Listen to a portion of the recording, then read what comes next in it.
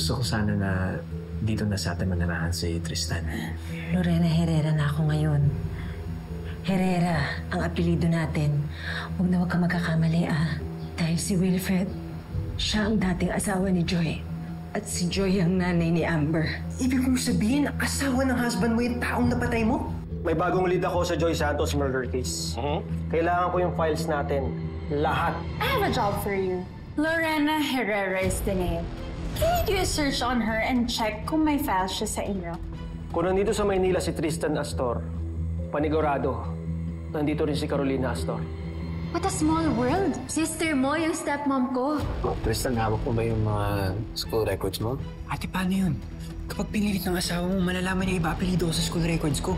Ako na bahala dun. Yung Tristan na lang na yun yung pag-asa ko. Gian, dali sundan mo! Dalis!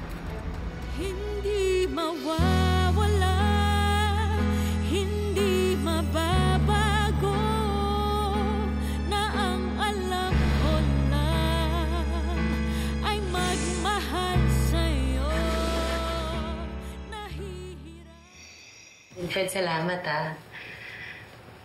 sa pagtanggap mo kay Tristan.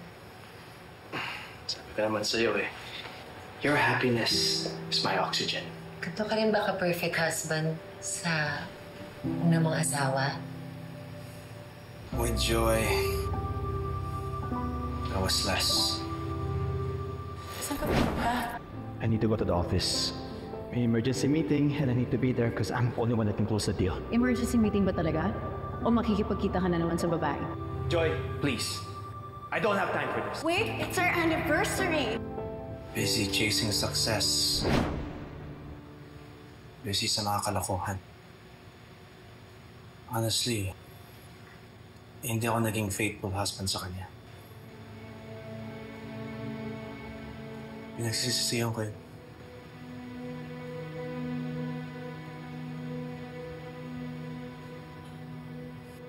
Now I wake up terrified,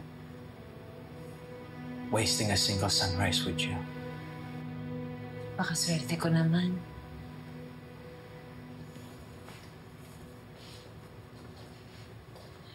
Pero parang hindi ko naman yata deserve. Love. Deserve mo ko. Love. You are my second chance at making things right. Kayo nag-iyak. Kaya hindi ako gagawa ng kahit anong bagay na ikakasira natin dalawa.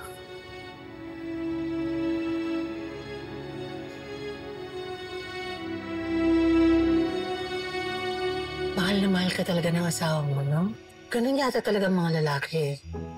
Kapag katotoong mahal nila yung babae, ang tino-tino. Pag nalaman ni Wilfred yung totoo, sobrang masasaktan yun. Sobra din siguro siya magagalit sa akin. Nang iniisip ko palang manang parang dudurog na yung puso ko. Eh bakit kasi yan ang iniisip mo? Itong ilagay mo dyan sa utak mo, ha? Buo ka na, Lorena. Kumpleto ng pamilya mo. Kaya ang lagi mo isipin, masaya ka na lang parati. Okay? Opo, kuya. Diyan sa may basketball court. Pasensya na, medyo maskip kasi yung daan dito eh. Pero bibilisan ko lang naman, kuya. Sige. Salamat. Aba, nakakotse ka na. May driver pa. Sige. Manong, tara. Tulungan ko na kayo.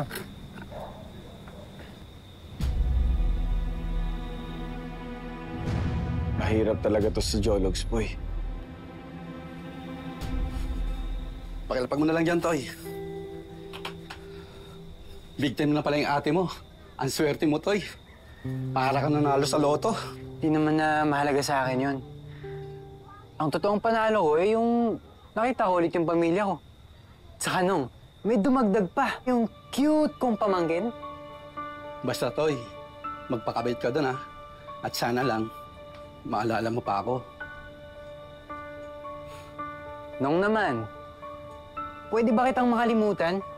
Laki-laki kaya ng utang na loob ko sa'yo. O paano? Aambunan mo pa rin ako. Kahit pa minsan-minsan. Hindi naman ako maselan eh. Kahit 500 lang, masaya na ako doon.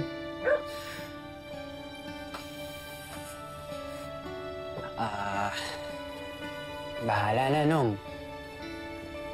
Alam niyo yun, medyo nahiya pa rin akong humingi kay ate eh. Lalo na dun sa asawa niya. Bakit naman? Di ba, pamilya mo sila? Pera lang yun. Saka, mayaman naman sila. Kahit na. Medyo asiwa pa ako dun sa asawa ni ate. Tsaka, pati na rin kay Amber. Oh, akala ko ba kaibigan mo si Amber? Basta, Nong, medyo masalimuot pa eh. Pero huwag kayong mag-alala, promise. Basta naman meron ako, bibigyan ko kayo eh. Huwag kayong mag-alala.